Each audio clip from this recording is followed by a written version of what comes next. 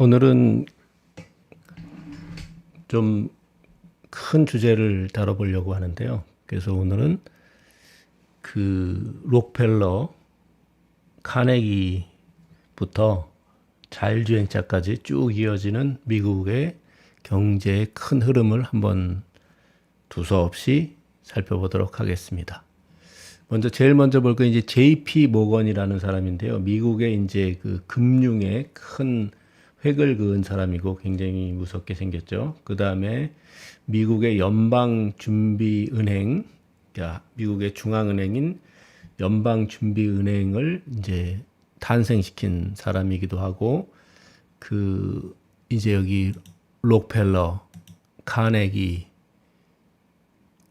그 다음에 이제 뭐 벤더빌트는 우리나라에 잘 알려지지 않았는데 이따 설명할 거고요. 이런 사람들이 활동하던 시대에 이제 그런 시대를 우리가 길디드 에이지인데, 이게 뭐냐면은 이제 이런 막 그 금 도금, 그래서 막 이렇게 화려하게 금으로 막 도금을 해서 막 이 왕궁 뭐 가구 이런 게 다 온통 금이죠. 그래서 이제 그런 것지만 이렇게 문어발식으로 확장하고 막 이렇게 사람을 쥐어짜는 이런 모습도 있네요. 그래서 이런 시대를 우리가 길디드 에이지라 그러는데, 이 길디드 에이지는 이제 그 막 그 미국에서 막 산업이 엄청나게 커지면서 이렇게 막 발전하던 시기를 이제 길디드 에이지라고 해요. In United States History에서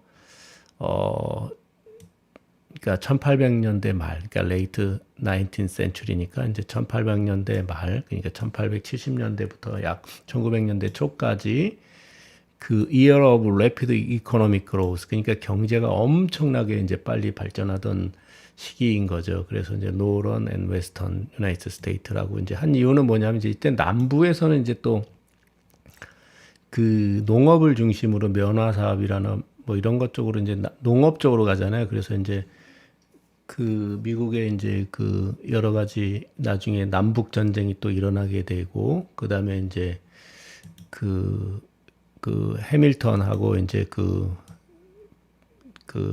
막 여러 가지 이제 싸우는 그런 이제 이런 일도 생기는데, 어쨌든 이런 거를 이제 길디드 에이지라고 한다. 그런 시기를 그때 활약하던 사람이 이제 대표적으로 JP 모건, 존 디 록펠러, 그 다음에 이제 앤드류 카네기 같은 사람인데, 지금은 이제 뭐 제프 베조스하고 그 일론 머스크가 이제 세계 최고의 부자를 갖고 막 다투지만, 그 당시엔 이 두 사람이 이제 최고 부자를 가지고 다퉜고, 이 JP 모건은 은행가 투자자로서 굉장히 많은 역할을 하게 되거든요. 그래서 이 사람 보면은 이제 지난번에 얘기한 적 있는 이제 제너럴 일렉트릭에 투자를 했어요. 제너럴 일렉트릭. 에디슨이 이제 만든 맨로 파크, 그러니까 이제 그 뉴욕의 이제 그 남서쪽의 뉴저지에 이제 그 에디슨의 이제 그 맨로 파크 연구소가 있었고, 그리고 이제 여기 보면 또 US 스틸이라고 나오죠. 이건 이제 그 이 카네기의 회사 만든 회사죠. 철강. 그 다음에 이제 이건 이제 에디슨이 만든 회사가 이제 여기 모태가 되는데, 나중에 이제 뒤에 나오지만 그 테슬라, 그러니까 니콜라 테슬라와 이제 커런트 워, 직류교류 전기 전쟁을 하면서 이제 거기에서 패해가지고 그 결국은 이제 이 JP 모건을 거기에 투자한 이제 은행가들이 4개 회사를 합병해서 이제 만든 게 제너럴 일렉트릭이 되는 거고요. 그 다음에 이제 그 쭉 내려다가다 보면, 이 사람이 이제 원래 런던 영국 출신인데, 이 사람이 이제 미국으로 이제 건너오게 되죠. 그래서 원래 이제 그 금융의 역사를 보면은 그 이탈리아에서 이제 이제 상업이 발달해가지고 복식 부기도 발달하고 은행 같은 개념도 이제 탄생하고, 그러면서 이제 거기에서 쭉 넘어와가지고 다시 이제 영국이 그 이제 해상권을 제패하면서 이제 해가 지지 않는 제국이 되면서 영국의 시티, 우리나라로 따지면 이제 여의도, 영등포구 여의도 이런 것처럼 시티라는 그 런던 안에 이제 그런 행정구역이 있어요. 그 시티에 이제 그 금융이 다 모이게 되는데 이제 그 거기에 이제 유력한 집안의 이제 모건 패밀리에서 태어난 이제 사람인데 JP 모건이 이제 젊었을 때 결국은 이제 뉴욕으로 넘어오게 됩니다. 그래서 뉴욕으로 넘어와서 이제 그 활동을 하게 되죠. 그래서 그것이 나중에 이제 월스트리트에 이제 전신이 되는 거고 그 지금 이제 월스트리트 쪽에 이제 JP 모건의 빌딩과 사무실이 있고 뭐 이런 식으로 이제 하면서 그쪽이 굉장히 발달하고 나중에 이제 2차 세계 대전에 이제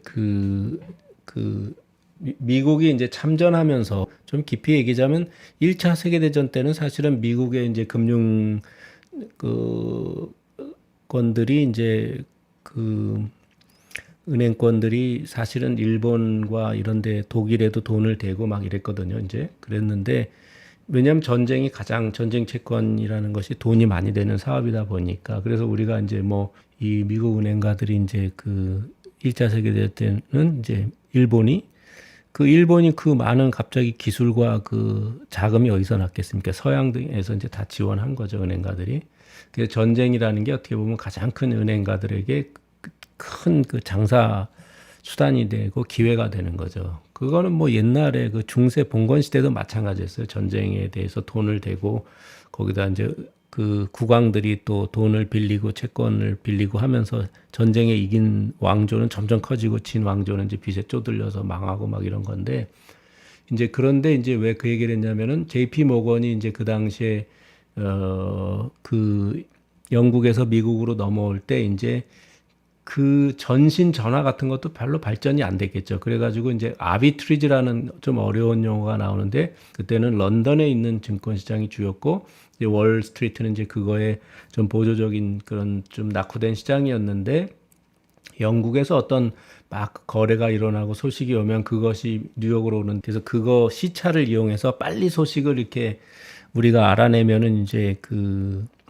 이익을 볼 수 있는 거죠. 그건 이제 아비트리지라고 하는데 그래서 거기에 또 하나 얽힌 건 뭐냐면 이제 그 마르코니라는 이탈리아에 있는 공학자가 이제 부유한 집안에서 태어난 공학자가 이제 그 전파로 신호를 보낼 수 있다라는 가능성을 보여줬는데 그거를 캐치한 이제 마르코니가 그것을 이제 계속 연구해 갖고 영국의 이제 그 우체국하고 이제 같이 그 합작을 해서 이제 연구를 해서 나중에 이제 대서양을 가로지르는 이제 무선 송신을 하게 되죠. 그때 이제 그럼 몇 초면 이제 넘어오는 거죠. 이제 단 1초 안에 넘어오는 거죠.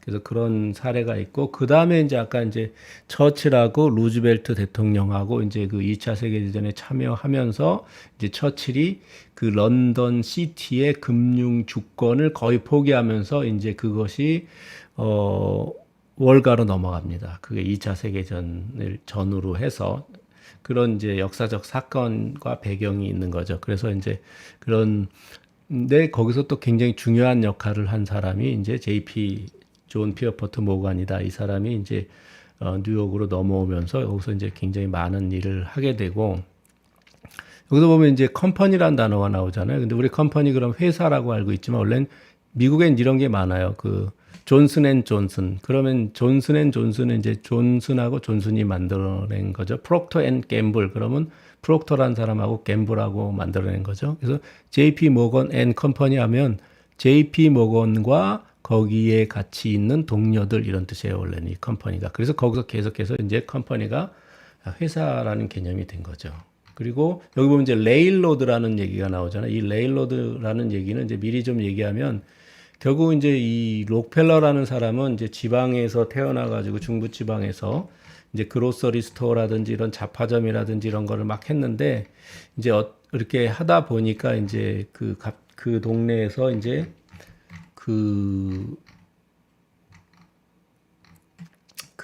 뭐냐면은 이제 유전이 발견된 거예요. 그래서 유전이 발견되면서 이 사람이 직감을 했죠. 아, 저거 돈 되겠다. 그래서 그 정유 산업에 뛰어들면서 이제 정유 산업의 이제 핵심은 뭐냐면은 이 철도로 나중에 운송하게 되는 거예요. 그래서 이 레일로드에도 이제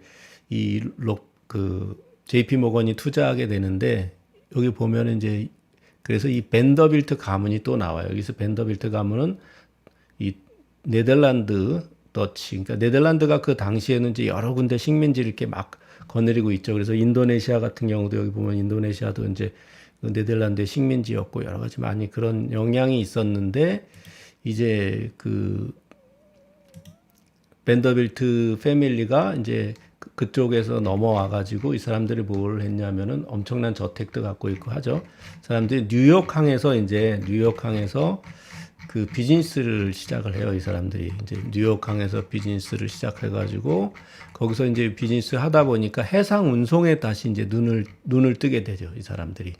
그래서 해상 운송에 눈을 뜨고 그러면서 그 해상 운송을 잡다가 보니까 나중에 점점 철도가 발전하고 하다 보니까 이제 철도 쪽으로 이제 눈을 돌려가지고 나중에 철도를 거의 장악하는 그런 쪽으로 갑니다. 그런데 이제 나중에 결론적으로는 또 그것이 이제 많은 충돌을 일으키면서 이 JP 모건하고 록펠러는 굉장히 그 긴밀하게 이제 관계를 맺고 있었는데 이쪽 카르텔하고 이제 부딪혀가지고 결국 이쪽으로 주도권이 넘어가는 이제 그런 형태가 되는 거죠. 그래서 레일로드. 그다음에 이제 철강. 여기도 이제 관련이 있죠. 그래서 모든 미국의 이제 카네기 철강 회사 이런 데 관련이 있고 그리고 이제 이 굉장히 파워풀하게 이런 데 투자를 하면서 나중에 카르텔 이런 문제로 굉장히 많은 이제 문제가 되죠. 그 독점. 그래서 독점 문제가 굉장히 많이 되고 그다음에 이제 이 은행을 그런 식으로 독점하고 막 여러 가지 하면서 이제 그 사회적으로 이제 그 지탄도 많이 받아요. 그런데 이제 이 사람이 이제 월가 은행가의 그런 중심적인 역할을 했고 나중에 이제 미국의 대공황이 왔을 때 이 사람들이 이제 은행가들을 다 모아가지고 그걸 해결하는 역할을 하면서 이제 중앙은행이 이제 필요하다 그런 개념을 해서 어떤 섬에 다 들어가가지고 거기서 이제 그 중앙은행을 만들게 되죠. 연방은행, 페더럴 리저브 뱅크. 근데 그거는 이제 지난번에도 한번 얘기한 적이 있는데 그거는 그 민간 은행의 연합체예요. 그래서 그런 게 우리랑 좀 다르고 여기 보는데 이제 unsuccessful venture 해가지고 이 사람이 투자한 것 중에 실패한 게 니콜라 테슬라 이런 부분도 있고 니콜라 테슬라는 엄청나게 사실은 이제 그 웨스팅하우스나 이런 데랑 해서 굉장히 많은 이제 성공을 하고 에디슨하고 이제 직류교류 전쟁을 해서 이겨서 이제 그 나야그라 폭포에다가 거기가 엄청난 폭포에다가 이제 그 교류 발전기를 설치해 가지고 거기서 이제 그 뉴욕 전체 시내를 밝히고 그다음에 이제 그 거기서 특허료도 많이 받기로 했는데 나중에 이제 웨스팅하우스가 어려워지게 되니까 이제 그 특허권을 포기해 달라 그래서 이제 포기해 주고 막 하면서 이 사람들 굉장히 다른 모험을 굉장히 많이 하는데 이제 그 무선 송신 이런 것도 다 이제 니콜라 테슬라가 그 당시에 이제 얘기한 거예요. 우리는 지금 이제 하고 있지만은 그리고 이제 그 마르코니가 하고 있는 앞에서 얘기한 그런 무선 송신과 그런 것들도 다 이제 이 사람이 먼저 생각해낸 개념이고 굉장히 중요한 역할을 굉장히 많이 한 사람입니다. 근데 이제 이 사람은 좀 나중에 말년의 사업에 이제 실패하고 또 굉장히 모험적인 사람이었어요. 그래서 굉장히 새로운 시도를 많이 했는데 나중에 이제 그것을 기려서 이제 니콜라 테슬라를 기려서 테슬라 자동차가 나온 거죠. 그래서 우리가 쓰는 지금 모든 전기 그 얼터네이팅 커런트 이런 방식의 것은 다 이 사람에 기인한다고 보면 됩니다. 그리고 런던 언더그라운드 뭐 이런 것들이 있는데 이제 그런 실패했다 그런 얘기가 있는데 이제 그런 것이고 그래서 이제 여기서 막간으로 보면 이 구겐하임 패밀리라는 데도 있어요. 우리가 구겐하임 그러면은 이제 뉴욕의 구겐하임 그 박물관 이런 거는 굉장히 유명하게 알고 있지만 사실은 이제 그 구겐하임 패밀리는 그 광산 산업으로 돈을 굉장히 많이 벌은 다음에 이제 그 이 펠런드로피 나중에 살펴보겠는데 이 펠런드로피 자선 사업 쪽으로 이렇게 재단을 만들어서 이제 사라진 거죠. 그래서 사업에서는 더 이상 하지 않고 미국에서는 그런 경우가 굉장히 많습니다. 나중에 록펠러도 그렇고 카네기도 그렇고 그래서 이 구겐하임이라는 미술관도 그냥 만들어진 게 아니다. 그런 건 좀 잠깐 살펴봤고 또 이제 앤드류 카네기는 그 당시에 이제 철강 쪽에 굉장히 그 많은 역할을 산업을 일으킨 사람인데 왜 철강 산업이 미국에서 중요했냐면 이제 철은 산업의 쌀 뭐 이런 얘기가 있거든요. 그러니까 철강이라는 건 자동차 만들 때도 필요하고 다 이게 필요한데 이 당시에는 철강이 어디에 들어갔냐면은 이제 철도를 까는데 그 레일에 굉장히 많이 들어가죠. 그다음에 이제 뉴욕이라는 도시에 보면 고층 빌딩이 굉장히 많은데 거기는 뭐냐면 바닥이 안반이라서 고층 빌딩을 세울 수 있는 그런 그 기반이 탄탄하기 때문에 고층 빌딩을 세웠는데 그 당시에 다 철근 구조인 거죠. 철근 구조. 그래서 뭐 건설이라든지 그런 뭐 철도라든지 이런 데 이제 철강이 굉장히 많이 들어가기 때문에 이 카네기가 이제 그 철강에서 굉장히 많은 돈을 벌게 되고 그 록펠러랑 석유 부자인 록펠러랑 이제 서로 1, 2위 그 이제 대결을 하는 거고 그다음에 이제 이 사람은 미국 역사의 가장 부자 중에 한 명이 되었다. 이런 거죠. 스틸 인더스트리에서 됐고 스코틀랜드 출신이네요. 근데 이제 이거를 여기서 이제 보면은 요 스탠다드 오일은 이제 그런 거죠. 스탠다드 오일은 그래서 이제 결국은 그 록펠러가 이제 오일 산업을 이렇게 주도하고 그러면서 이제 그 이런 문제가 생기는 거죠. 이런 문제. 그래서 이제 가격 담합을 한다든지 물류를 독점한다든지 뭐 그 일을 하면서 언더컷 컴피티터 사는 거죠. 그래서 이 어떤 그 스탠다드 오일 트러스트라는 건 미국 역사에 이제 굉장히 중요한데 이 트러스트라는 것이 이제 어떤 독점이거든요. 독점. 그래서 나중에 이제 미국에 이제 반독점 법이 제정되고 왜냐하면 시장 경제의 자본주의 시장 경제의 가장 큰 적이 이제 이 독점이거든요. 그래서 이 트러스트 형태가 되는데 이 트러스트로 어떤 이제 그 제조, 유통, 로지스틱이죠. 물류, 그다음에 가격 이런 것들을 담합하는데 이건 뭐냐면 이제 그 주변의 걸 모두 인수합병한다든지 그러면 이제 그 JP 모건이 돈을 대겠죠. 아니면 주선을 하거나 그러거나 이제 어떤 그쪽을 회유해 가지고 자기 트러스트에 들어오게 해 가지고 이제 그 저기를 하는 거죠. 그 자기 트러스트에 들어오게 해서 가격 담합이라든지 그런 것들을 같이 하게 되는 그런 연합체를 구성하거나 아니면 아예 인수를 해버리거나 막 이렇게 하거든요.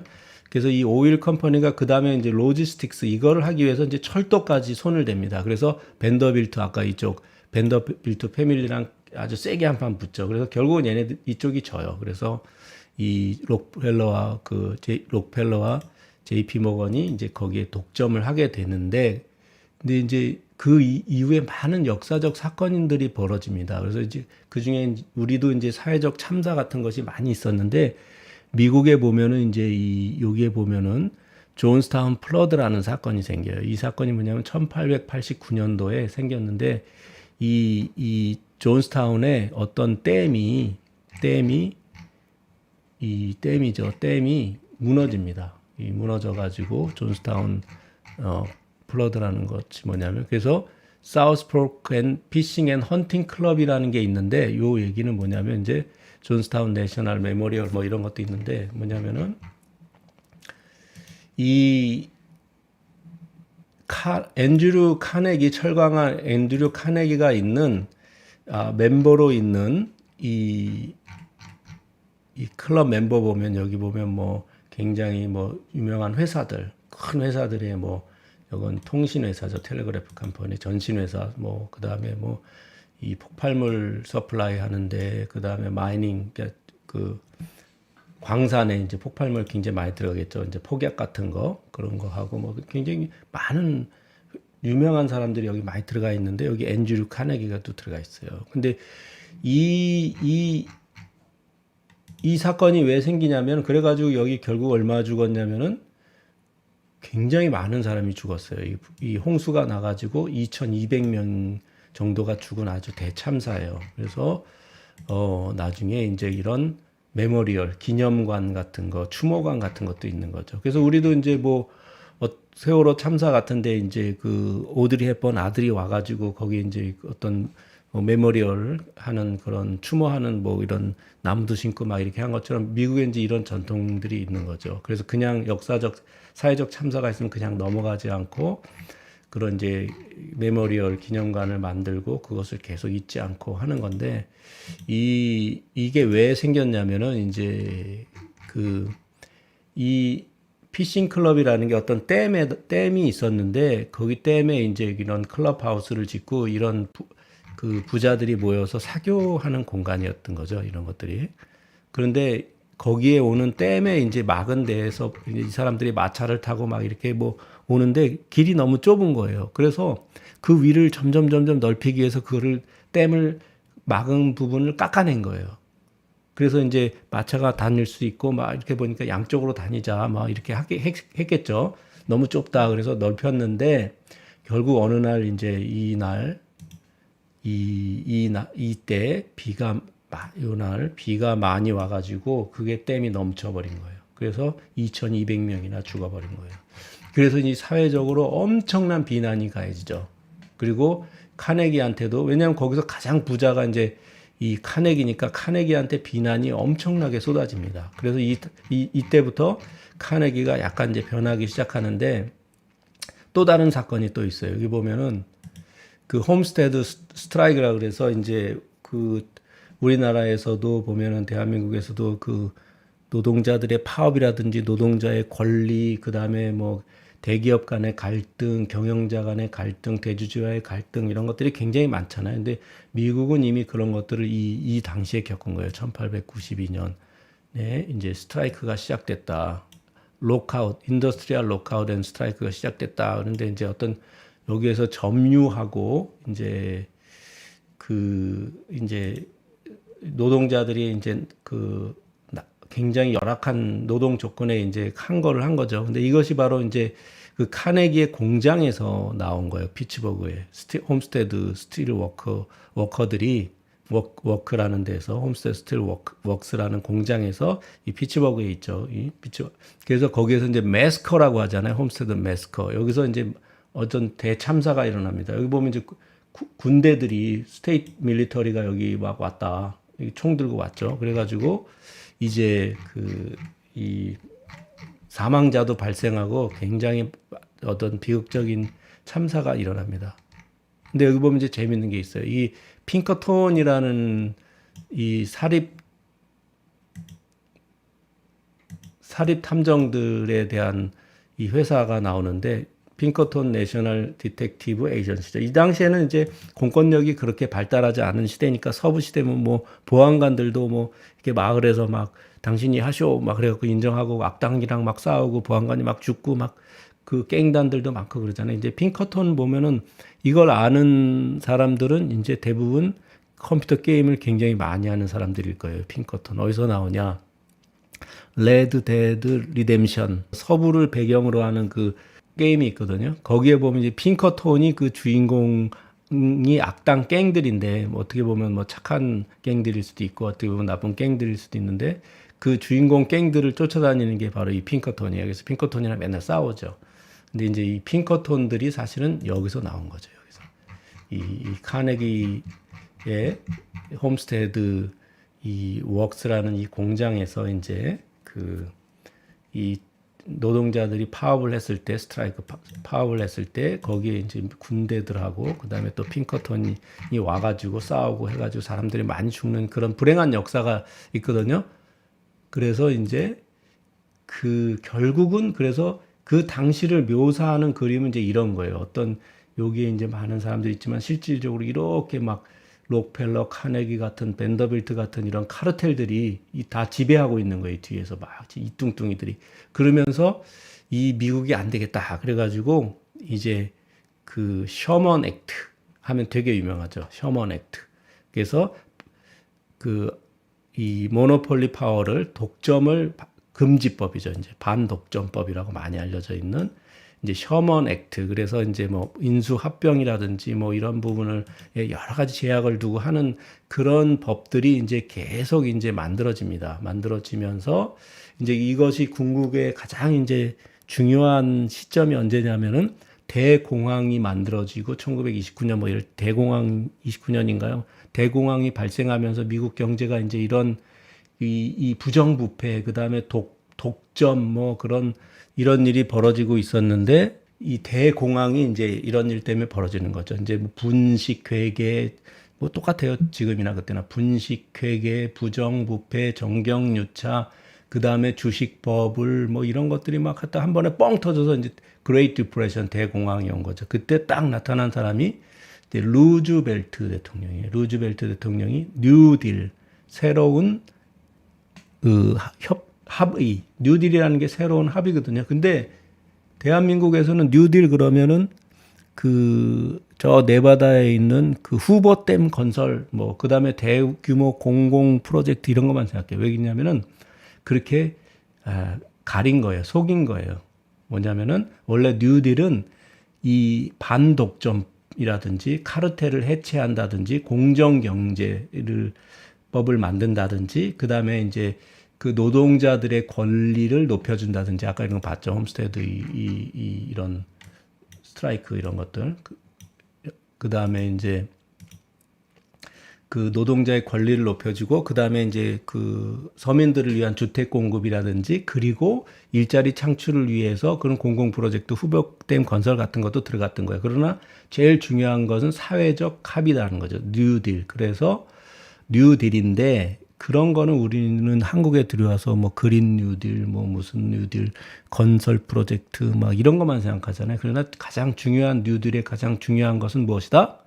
이런 그 트러스트들, 이런 트러스트들이 이제 그 스탠다드 오일 같은 그런 트러스터들이 이런 이 생산 독점, 물류 독점, 유통 독점, 가격 담합, 그 다음에 이제 그 공정을 저해하고 막 이런 것들을 하면서 이제 경제가 무너지는 것을 이제 그 막기 위해서 이미 무너진 거죠. 대공황으로. 그래서 뉴딜 새로운 합의로 인해서 반독점법을 제시하고 카르텔을 해체하고 그 다음에 이제 그 공정 경제에 관련된 법을 만들고 노동자의 권익을 올려주는 법을 만들고 그 다음에 서민들을 위한 주택을 공급해주고 그리고 또 한 축으로 이제 그 공공 건설 프로젝트 후보된 건설 프로젝트를 한 건데 우리한테는 이제 끝부분 건설 프로젝트만 알려진 거죠. 왜냐하면 앞부분은 알려지길 원하지 않는 거죠. 누군가가.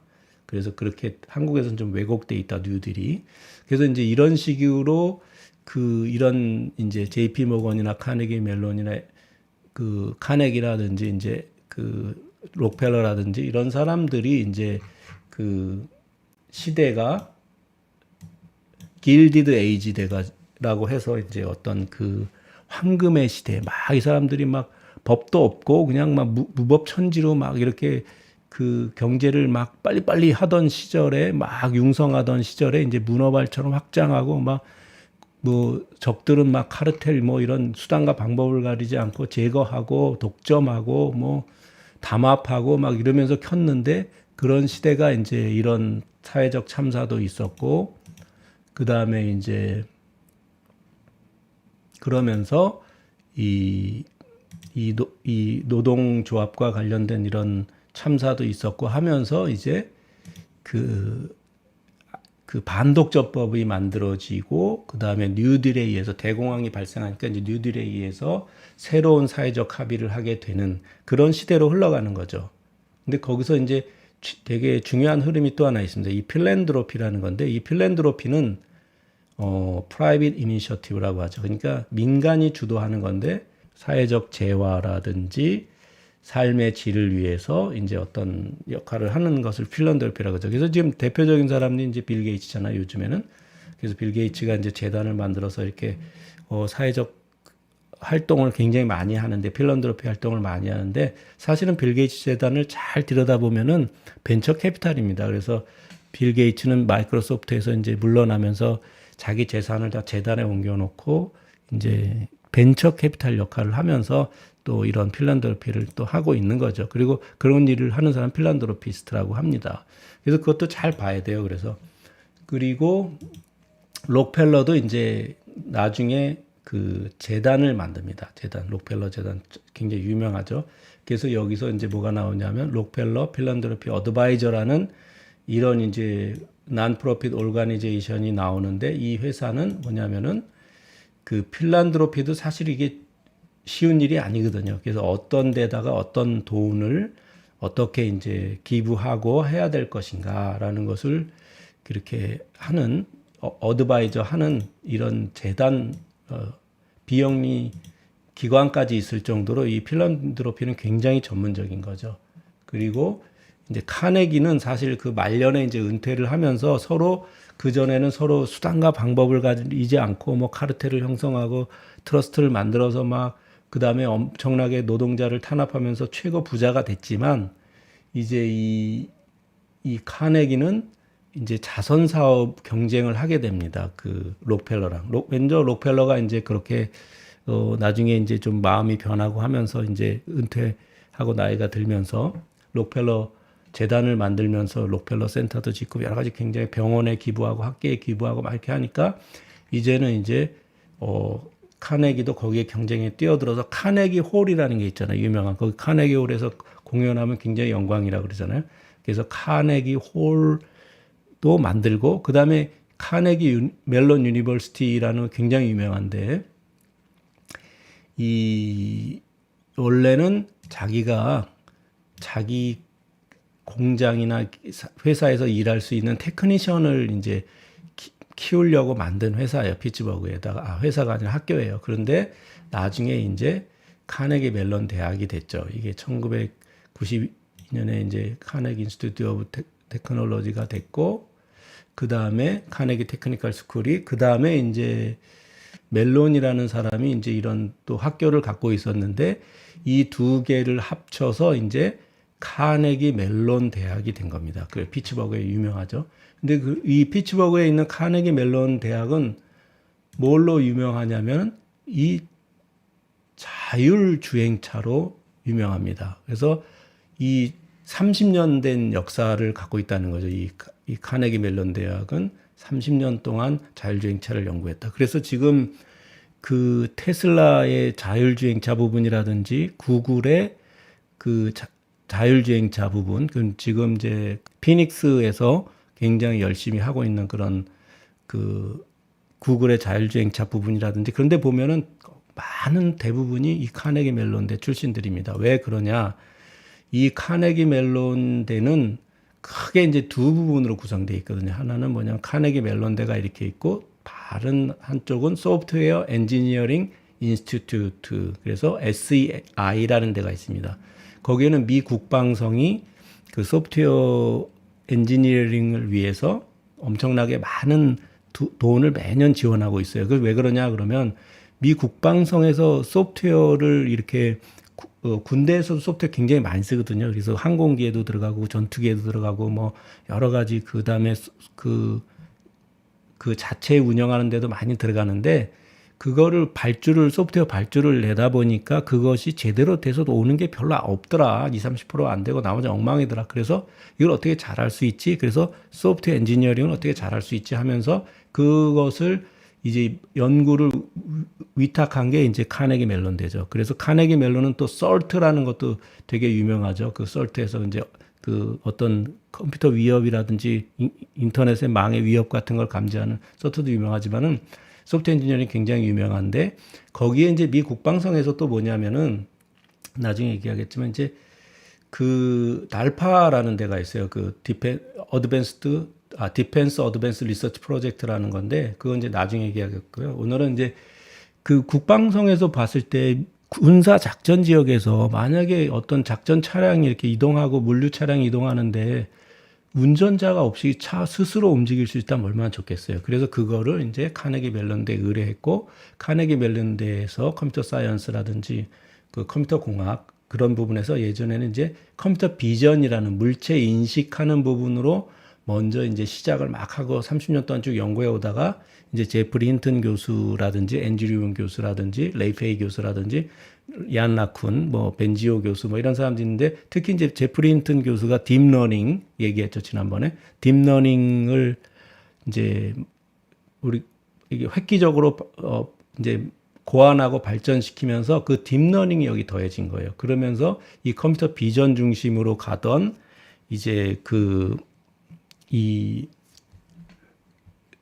자율주행차가 딥러닝을 만나가지고 갑자기 막 엄청나게 잘 된 거예요. 그래서 그 얘기는 또 나중에 하기로 하고 결국 이렇게 긴 역사를 봤는데 JP 모건, 록펠러, 카네기가 이런 자율주행차 역사까지 쭉 이어지게 된다. 그래서 미 국방성에서 카네기 멜론대 이제 프로젝트를 많이 주는데 그 중에 의뢰한 것이 무인 이제 작전 차량 뭐 이런 개념인데 그것을 발전시킨 것이 나중에 이제 다 지금같이 테슬라의 자율주행차에 기반이 됐다. 그래서 오늘은 아주 긴 이야기를 했는데요. 여기까지 하고 이어서 다음에 또 하도록 하겠습니다.